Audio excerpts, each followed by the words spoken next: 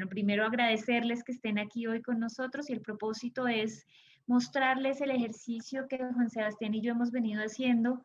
como muchas otras organizaciones han venido haciendo, de sistematización de los asesinatos de líderes defensores de derechos humanos y excombatientes en Colombia durante el año 2020. Voy a compartirles entonces la pantalla y le doy la palabra a Juan Sebastián. Bueno, además para quienes no nos conocían, pues somos Ana Carolina Gómez y Juan Sebastián Granada, miembros de Colpaz y residentes en México. Ahí está. No sé, avísennos por favor si pueden ver la pantalla, si pueden ver que estamos compartiendo y la si lo vemos. Sí, Perfecto. acá, perfecto. Bueno, yo me uno con Ana Carolina a la bienvenida y en este momento simplemente voy a presentar una primera introducción al trabajo y al informe de recolección para luego darle paso a Ana, quien nos va a contar con más detalle algunos elementos, digamos, adicionales que diferencian al informe actual del primer informe que ya les habíamos presentado en junio. Entonces, pues, en este caso se trata de continuar con ese esfuerzo, justamente de continuar con el esfuerzo que ya habíamos iniciado en consonancia con, digamos, con los objetivos, con algunos de los objetivos de Colpaz, de continuar con este seguimiento a la situación de violencia en el país y ver cómo desde el extranjero pues podemos contribuir de alguna manera, en primer lugar, a combatir la invisibilización de la violencia que se sufre en el país y pues que concretamente están sufriendo los líderes y lideresas a través de esta pues de sus asesinatos, pero de otras modalidades de violencia. El segundo propósito del informe, como ya lo anticipaba Ana Carolina, es unificar un poco las diferentes fuentes desde las cuales se está nutriendo este trabajo, porque evidentemente nosotros no somos el único, digamos, colectivo que está trabajando sobre el tema, ¿no? Sobre este tema de hacer un seguimiento de la violencia en el país. Entonces, hay una gran diversidad de instituciones y de colectivos que están recopilando directamente la información y nosotros lo que queremos hacer, y como ya lo especificaré un poco enseguida, es tratar de ver esas diferentes fuentes, ver las diferencias que hay entre los datos que se ofrecen e intentar ofrecer un panorama más general y más unificado de la información sobre el asesinato a líderes y lideresas. Y en tercer lugar, pues desde nuestro contexto, intentar denunciar o contribuir más bien a la denuncia de este exterminio que se está sufriendo en Colombia de líderes, excombatientes y familiares. Ahora, a partir de ello, queríamos hacer explícitos, digamos, cómo justamente hemos construido este informe y a partir de qué elementos hemos nutrido los datos que les presentamos en esta segunda ocasión, que constituye un poco pues como la metodología del informe y concretamente se trata de tres puntos. En primer lugar, lo que hacemos es recoger las noticias publicadas en diferentes medios de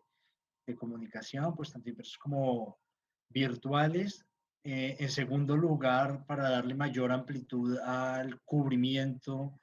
de los medios de comunicación, también revisamos las noticias publicadas en redes sociales, sobre todo de las organizaciones, o fundamentalmente de las organizaciones de defensoras de derechos humanos. Y en tercer lugar, pues que es una fuente muy importante de los datos, cotejamos la información o los datos de los informes producidos directamente por organizaciones, tanto nacionales como internacionales defensoras de paz. Y entonces aquí pues se hace explícito lo que les decíamos, pues que hay muchas instituciones que están intentando recolectar esta información. Fundamentalmente nosotros revisamos aquella información producida por Indepaz, que recoge también ella misma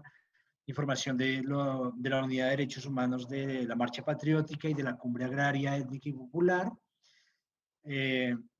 Recogemos información también de Somos Defensores, de la Misión de Observación Electoral, de la Conferencia Episcopal de Colombia y de la Oficina del Alto Comisionado para Derechos Humanos de las Naciones Unidas, ¿no? Para recoger esta información, algo que ya habíamos discutido en el caso del primer informe, pero queríamos dejar de manera más explícita en este segundo, para recoger esta información, digamos que tenemos una noción explícita de líder o lideresa social que tomamos de Indepaz y que en este caso se refiere pues a cualquier, a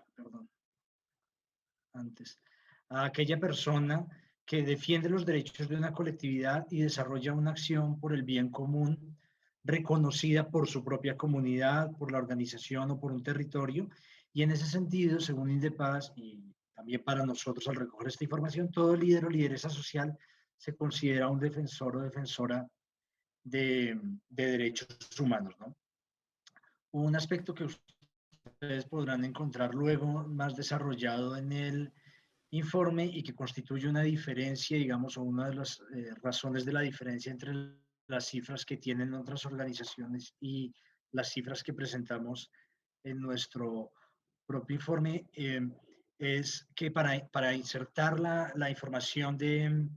exterminio, digamos, o de violencia sobre uno de los líderes sociales, nosotros no solamente consideramos la información, digamos, recogida de los otros informes, sino que tiene que haber una coincidencia con información en los medios digamos, en cualquiera de los otros medios de comunicación, de las noticias publicadas o también en las redes sociales, digamos, para cruzar justamente el dato que se encuentra ya en el informe junto con la razón por la cual está especificado según la noticia publicada que era un líder social, justamente para identificar que la persona, digamos, que está anotada en nuestro informe, efectivamente era considerada como una persona que defendía los derechos dentro de una colectividad. Y esta es la razón por la cual podría haber una diferencia entre las cifras que nosotros presentamos y las cifras que se presentan en otros informes o en otros colectivos. A partir de estos elementos desde los que recabamos nosotros la información, podemos caracterizar que a lo largo del año pues hay diversas modalidades de violencia que se han sufrido que han sufrido los líderes y lideresas en Colombia, que pasa desde la amenaza hasta la masacre, una gama de violencia muy compleja que se ha vivido en Colombia y que se ha venido intensificando a lo largo de este año. De la misma manera, lo que podemos constatar con el seguimiento que hacemos es que ha habido un afianzamiento de prácticas violentas en los diferentes territorios por parte de diferentes grupos armados durante la pandemia. Así como podemos ver que las violencias sufridas por líderes y lideresas en el país están enmarcadas en las disputas entre diferentes grupos armados, entre los intereses empresariales y también enmarcadas, digamos, en las disputas con un gobierno que es indolente a la violencia sufrida por estos actores durante este año. Y estos elementos, de alguna manera, expresan, digamos, estas disputas que persisten, expresan las tensiones que ya habíamos identificado asociadas a la implementación de los acuerdos en Colombia, es decir, tensiones que tienen que ver con la tenencia de tierras y con el fracaso de una implementación de reforma agraria en el país, con la persistencia de condiciones relacionadas con el narcotráfico fundamentalmente y con la violencia ligada en los territorios en donde hay cultivos ilícitos y donde hay efectivamente diferentes grupos que disputan estos territorios para diferentes actividades en ellos. Y en esa medida podemos caracterizar a partir de los datos que la mayor incidencia de violencia sufrida continúa, venían siendo más afectados en el marco del conflicto armado colombiano, como son los departamentos del Cauca, de Chocó, de Antioquia, Nariño, Córdoba, Caquetá y Putumayo, lo que simplemente muestra la continuidad con respecto a datos que ya habíamos empezado a identificar desde el anterior informe y que tristemente confirma que Colombia sigue siendo el país con mayor índice de asesinatos de personas defensoras de derechos humanos en América Latina, lo cual es, por supuesto, un dato para continuar denunciando en el marco de nuestros colectivos y con otros grupos. Bueno, a partir de esta primera caracterización y este primer panorama general, le doy la palabra a Ana Carolina, quien va a continuar con otros elementos del informe. Sí, gracias, Juan. En la medida en que fuimos haciendo este trabajo, pues también fuimos descubriendo que son muchas capas de profundidad y de complejidad en el conflicto que estamos viviendo y en la violencia. Y hubo un fenómeno que empezó a dispararse durante la pandemia y es el de las masacres. Yo creo que todos lo fuimos percibiendo. Y en el caso de Colpás empezamos, y de Juan y yo concretamente empezamos a recolectar datos de este fenómeno a partir de agosto. Antes no había, hay muchas masacres y los datos son muy importantes, pero no nos habíamos puesto en ese ejercicio. Entonces, lo que hicimos para este segundo informe fue incluir los datos que ya había recogido Indepaz, pues porque no tenemos como colectivo el consolidado desde enero, no era una actividad que veníamos haciendo y que intentamos hacer desde agosto, como les decíamos, pero que terminó desbordándonos porque la realidad ha sido desbordante en ese sentido. De todos modos, queríamos dejarlo escrito en el informe como un fenómeno importante de control territorial por parte de los grupos armados, una estrategia de intimidación y de estigmatización que de alguna forma, con las cifras que se muestran, revela no solo una incapacidad por parte del gobierno nacional, sino cierta permisividad de alguna manera. Esta gráfica que les estamos mostrando es una gráfica elaborada por el Instituto de Desarrollo y Paz de Paz, que cerró el año diciendo que alcanzaron a ser 85 masacres durante todo el 2020, con un saldo de más de 350 víctimas en el país, y nos parecía relevante incluirlo otra vez, como les decía en el informe, porque es otra práctica, no solo esta práctica de asesinar sistemáticamente a líderes, a defensores de derechos humanos para romper el tejido en los territorios, sino esta forma de masacres que si comparamos las cifras, pues son cifras que se comparan solo con la época o de los 80, de los años 80 con el narcotráfico o de este periodo de expansión paramilitar que vivió Colombia entre el año 2000 y 2005. Entonces es un recrudecimiento y una vuelta a un estado de alarma y de violencia que se suponía un poco superado gracias al acuerdo y a otros procesos que se habían venido dando. Entonces, esa cifra nos parecía relevante tomarla. Como les decimos, no es un ejercicio que hicimos nosotros, sino que realizó más bien Indepaz. Entonces, no incluimos la sistematización en este informe que nosotros veníamos haciendo en agosto, pero queríamos nombrarlo como un fenómeno importante. Lo que sí hemos venido haciendo, como les decíamos, es que desde el 1 de enero hasta el 31 de diciembre fuimos recogiendo con la metodología que nombraba Juan, las cifras de líderes sociales y defensores y defensoras. Y en nuestro caso, para 31 de diciembre teníamos un saldo de 203 personas asesinadas en los territorios, principalmente en el departamento del Cauca, que ha sido el más golpeado, y al mismo tiempo ha sido también una cuna de resistencia importante y de diferentes acciones concretas, pero por eso también muy golpeado. En segundo lugar, el departamento de Antioquia, está también Nariño y Córdoba como los principales lugares de asesinatos sistemáticos de líderes sociales. Ya les decía Juan que la diferencia de las cifras tiene que ver muchas veces con que hay otra base de datos que tenemos que no incluimos en este informe porque es mucho más compleja y es, por ejemplo, de comunidades indígenas o de niños en el conflicto o de mujeres, de mujeres trans, como el caso de Juliana Giraldo, de jóvenes asesinados por la fuerza pública, que muchas veces organizaciones como Indepaz incluyen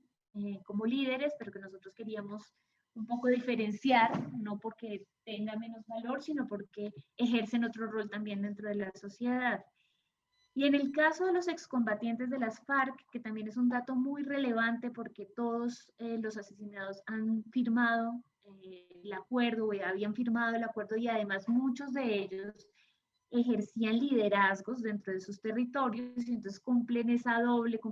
función de líderes y de excombatientes firmantes, pues la cifra de este año es de 68. El mismo partido FARC pues también ha hecho por supuesto, su recuento que supera ya casi los 300 asesinados desde la firma de los acuerdos de paz. Y si ustedes miran acá la gráfica de los meses, pues ha habido también meses mucho más complejos. En algún momento se pensó que la pandemia iba a reducir tal vez estas prácticas macabras por parte de los diferentes grupos armados, pero no ha sido así. La pandemia de hecho se ha convertido en el marco o en el entorno y en el contexto dentro del cual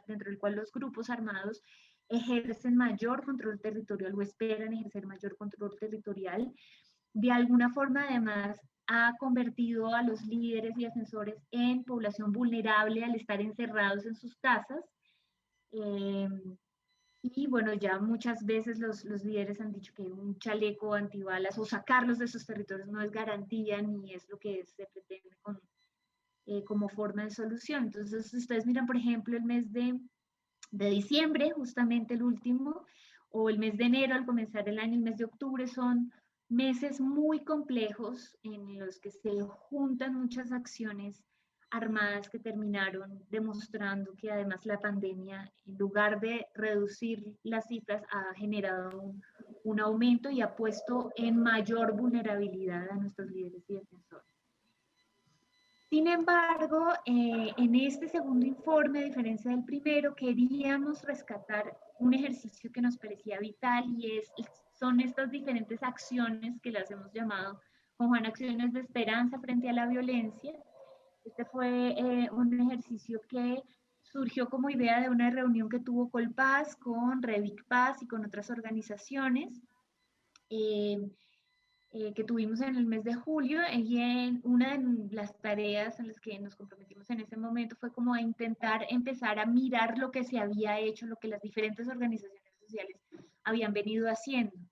Y así como dice Camilo González de Indepaz, con cada masacre, con cada muerte, pues también hay un grito de solidaridad. Y eso nos parecía importante rescatarlo en este segundo informe, no solo para llenarnos de esperanza y saber que también hay movilización alrededor, no hay solo indolencia por parte de ciertos actores, sino una gran movilización social, sino también para unirnos a los esfuerzos que ya existen, porque también percibimos como colectivo que es mucho lo que se hace, pero no siempre está articulado, ¿no? Entonces, ustedes van a poder encontrar en el informe que les entregamos hoy una pequeña clasificación. No es un ejercicio muy exhaustivo al final porque también nos excede la cantidad de información y somos solo 2 personas haciendo este ejercicio. pero sí son por lo menos 23 propuestas que surgieron en el año 2020 para manifestarse en contra de este asesinato sistemático de líderes sociales y de defensores. Entonces van a encontrar algunas propuestas que se hacen desde las organizaciones de base, desde otros grupos sociales como de colectivos de artistas, desde las entidades estatales, porque el Estado colombiano no es solo el gobierno nacional, sino que es muy complejo y los acuerdos de paz han intentado dejarnos un andamiaje jurídico que defiende esa paz. Entonces vamos a ver que desde las diferentes comisiones, desde la Corte Constitucional, desde la Procuraduría, desde la Defensoría del Pueblo se ha intentado también tomar algunas acciones. Desde algunos organismos internacionales, por supuesto, siempre ha estado presente la Comisión Interamericana de Derechos Humanos, el Alto Comisionado de Naciones Unidas para los Derechos Humanos en Colombia, y desde otros gobiernos rescatamos por lo menos 3 propuestas que se han dado en el marco del Congreso de los Estados Unidos para presionar al gobierno estadounidense para implementar los acuerdos de paz. Entonces, no voy a nombrar las acciones concretas ahora, pero sí queríamos nombrarles que están dentro del informe con ese propósito de unirnos a lo que hay y además llenarnos de esperanza. Y el informe que les entregamos hoy tiene 2 conclusiones, 2 grandes conclusiones, pero pues está abierto a lo que ustedes nos digan hoy, de lo que salga en esta conversación. Y la primera gran conclusión de lo que hemos venido haciendo durante el año es que si bien el asesinato de líderes, defensoras de derechos humanos y excombatientes ha sido sistemático, eso no quiere decir que las causas de esos asesinatos sean las mismas, sino que hay una gama amplia de causas y por lo tanto es necesario comprender las dinámicas diferenciadas en los distintos territorios y en las distintas poblaciones, porque son muchas las razones. Y entonces no es legítimo de alguna manera proponer un solo camino para reducir la violencia. Esta solución errada por parte del gobierno de decir que los líderes están siendo asesinados por redes de narcotráfico y reducirlo al tema del narcotráfico es lo que nos podría seguir, dejar en esta espiral de violencia, cuando las causas son múltiples, cuando hay temas de recursos naturales disputados, de cultivos ilícitos, de rentas, es decir, es mucho más complejo y en el informe, de hecho, en la primera parte que justo Juan comentaba, hay algunas de esas causas. Entonces, es nuestra primera gran conclusión, ¿no? Se necesita diversificar la comprensión de las diferentes violencias en los diferentes territorios. Y finalmente, pues el informe también pretende ser un llamado a unir los esfuerzos entre los distintos colectivos, entre las distintas organizaciones, para que fortalezcamos esos vínculos de solidaridad y para que logremos fortalecer o logremos la implementación de los acuerdos de La Habana. Entonces, yo quisiera, acá si puedo, pues tú, ahí lo tienes, les vamos a enviar por aquí mismo, yo creo que se puede, el informe para que ustedes lo tengan. Obviamente la idea es no revisarlo hoy juiciosamente, al final es un documento de 28 páginas. Es así de largo porque está la sistematización de los nombres y de las funciones que cumplían los líderes sociales y defensores de derechos humanos. Es una lista al final muy larga, pero pues para que ustedes tengan el informe quisiéramos pasárselos. Y antes de darles la palabra, para lo que si quieren les pedimos que vayan escribiendo en el chat quién quisiera participar y que cuando hablen pues se presenten para que sepamos quién está hablando y para tener un orden. Pero antes de comenzar eso, justamente yo quería retomar las propuestas que surgieron el 30 de junio en nuestra reunión del primer informe, que en ese momento Joel nos ayudó a recoger. En el 30 de junio de 2020, después de presentar el informe, surgieron las siguientes propuestas. La primera fue, entonces, sumarse a los esfuerzos conjuntos de organizaciones colombianas e internacionales para hacer un informe conjunto, establecer contactos con instituciones internacionales, realizar acciones urgentes, tener una estrategia de comunicación que visibilice el trabajo de Colpaz, y en eso yo creo que el grupo de comunicación ha avanzado muchísimo en Colpaz. Fortalecer contactos con organizaciones regionales y locales que nos permitieran recoger más de primera mano la información, eh, intentar hacer incidencia en el Senado mexicano, realizar protocolos de prevención y autoprotección de líderes, y buscar un hermanamiento con organizaciones en el exterior que acompañen zonas en riesgo. Y finalmente llevar la información a los medios de comunicación en México y medios de comunicación internacionales. Quería retomar esos elementos para hacer más productivo este tiempo y de pronto no repetirnos con posibles ideas con respecto a este informe. No sé si